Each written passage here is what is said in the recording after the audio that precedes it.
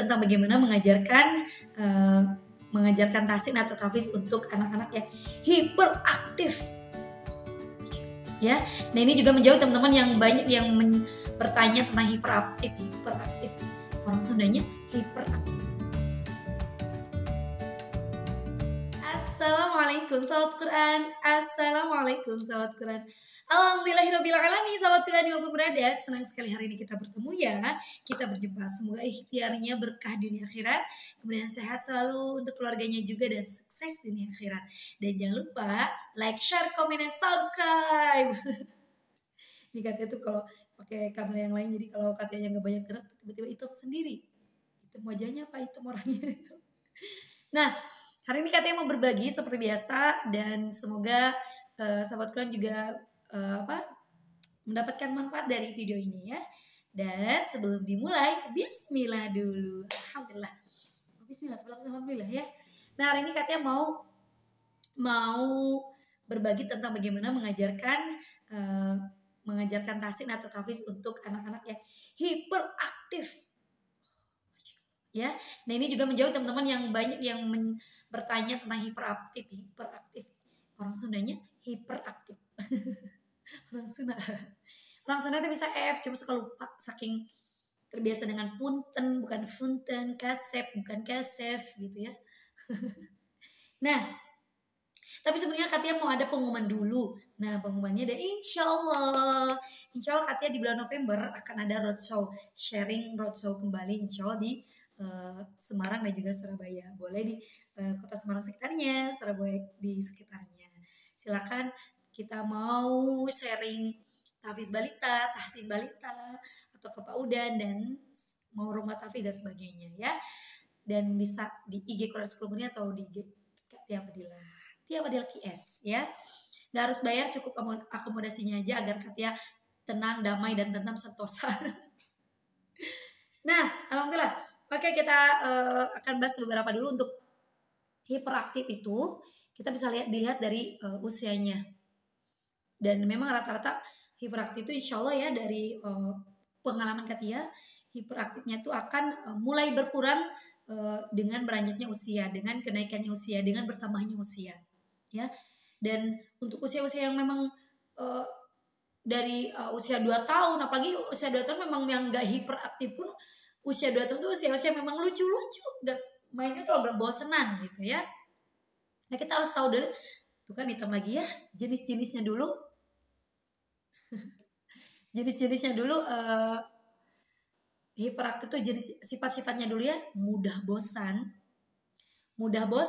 dan artinya dia tidak bisa duduk berdiam diri lama, tidak, dan tidak bisa kita belajar dengan serius ya, tetapi harus dengan mimik muka yang luar biasa, sama dengan dia yang suka gak bisa diam, jadi kita juga harus luar biasa ya, agak cukup lelah gitu ya. Kemudian harus dengan metode yang tidak biasa saja, yang harus duduk kemudian wajah alna, nggak bisa seperti itu gitu ya. Kemudian hiperaktif itu juga anaknya selalu ingin diperhatikan eksistensinya, artinya dia kalau lagi bermain tuh suka harus kayak diperhatikan. Ini mah ya, nanti dia keliling ini apa ibu, ini tapi cuma nanya dong, udah meriwah gitu kayak kita juga kayak ikut-ikutan naik turun, masya Allah. Pokoknya bu guru, pak guru, semua sahabat Quran yang mempunyai anak yang Allah takdirkan amanahnya itu anak-anak hiperaktif, semoga Allah mudahkan, sehatkan bu guru, menjadi amal jariah gitu ya, dan berkah gitu, dan dosanya yang luar biasa ngajarnya. Nah, ini katanya akan bahas tentang tahfiz balitanya. Ada yang bertanya tentang anak hiperaktif itu udah belajar, katanya udah belajar alif sampai ya, udah hafal, katanya udah diajarin sama bundanya. Nah, Butia udah diajarin gitu ya. Ini bisa buat orang tua dan juga bisa bu guru. Nah, anak yang hiperaktif itu, anak-anak yang hiperaktif itu sebenarnya pintar banget. ih Masya Allah gitu ya, ketika Allah berikan kekurangan di sana ada kelebihan, ketika Allah berikan kelebihan di sana adalah kekurangan gitu. Jadi tidak ada manusia sempurna. Ketika ada yang kurang dari dirinya, kita harus melengkapi. Artinya kita harus butuh penanganan yang khusus. Di kitanya sabar, di dirinya harus bagaimana, aku harus bagaimana ya caranya belajar dengan bu guru, senang dengan bu, meskipun sampai goyang-goyang gitu ya nggak apa-apa gitu ya. Udah A sampai ya udah hafal gitu ya, tapi dia mungkin belum bisa konsep. Tiba-tiba dia udah hafal, iya udah pede percaya diri gitu ya, kemudian pas ngaji kok bisa diseret gitu ya. Bundanya juga bilang bundanya atau orang tuanya juga termasuk subscriber gitu ya, katanya ini aku bingung udah bisa iya, tapi pas ngajinya kok diseret-seret. Karena kita tahu bahwa kalau masih umi satu atau ikro satu kan belum ada panjang ya. Kalau tulisannya tas saja ya udah tas saja, nggak bisa tas saja, artinya dia masih memikir lama gitu ya.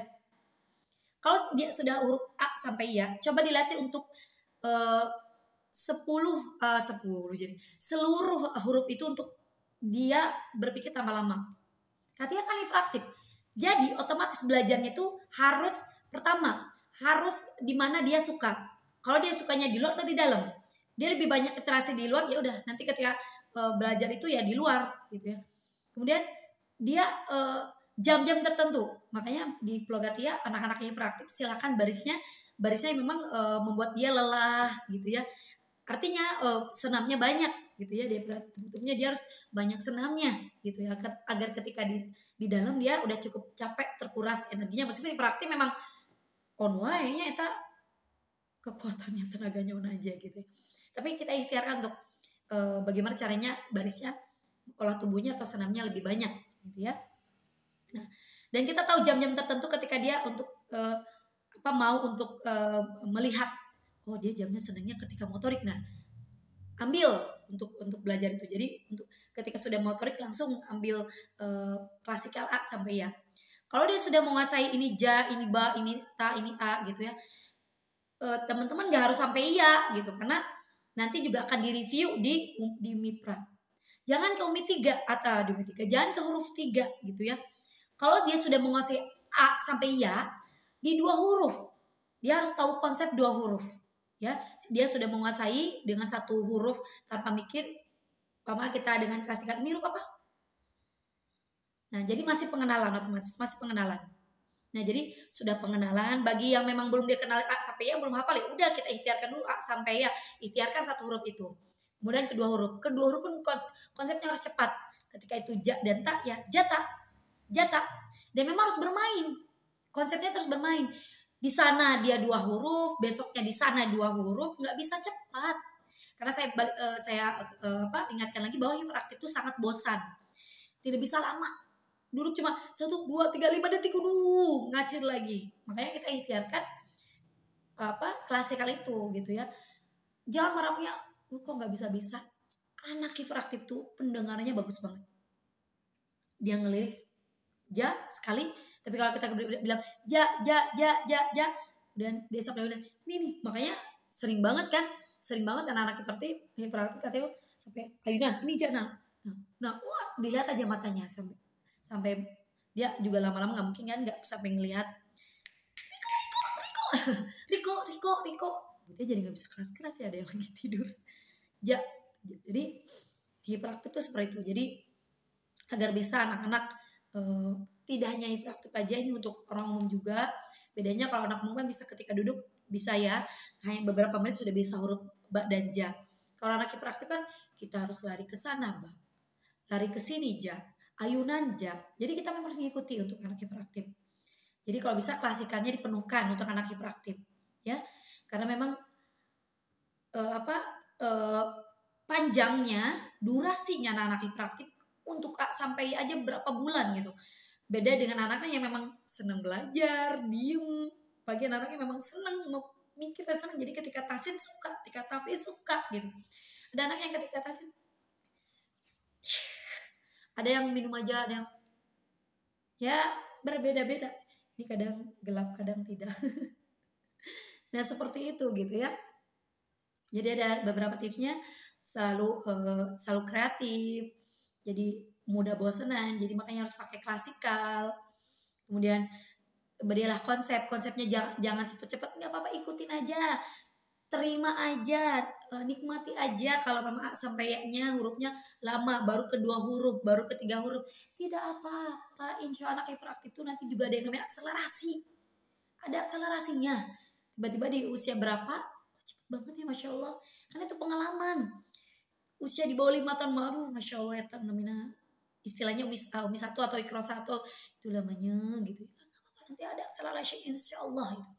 Tiba-tiba pada saat dia dimasuk ke 7 tahun, untuk satu jilid itu cepat banget gitu ya. Ada masanya dia bisa konsentrasi. Tapi kalau di bawah 6 tahun, wayahna, mohon maaf, bersabarlah, nikmatilah gitu ya. Itu saja sahabat kami berada. Itu untuk tahfiz balita anak hiperaktif, tahsin balita anak hiperaktif ya. Jadi harus tahu kondisinya anaknya suka di luar atau di dalam. Jadi klasikannya sesuai. Kemudian waktu jam-jam dimana dia ada partnya dia diem ya, gitu, karena udah baris biasanya atau mau makan gitu ya. Kalau udah lapar dia diem karena mau makan gitu ya. Nah, kemudian harus tahu konsep-konsep tahsinnya. Klasikal dulu, baru 2 huruf, baru 3 huruf. Dia bisa dari 1 huruf udah merasa udah bisa, tapi ketika 1 huruf dicoba masih mikir lama, masih di 1 huruf itu tetap ya. Itu aja sahabat Quran yang berada di kita sekian dulu. Subhanakallahumma wa bihamdika asyhadu an la ilaha illa anta astaghfiruka wa atubu ilaik. Ini kayaknya cerah banget. Assalamualaikum sahabat Quran. Assalamualaikum sahabat Quran.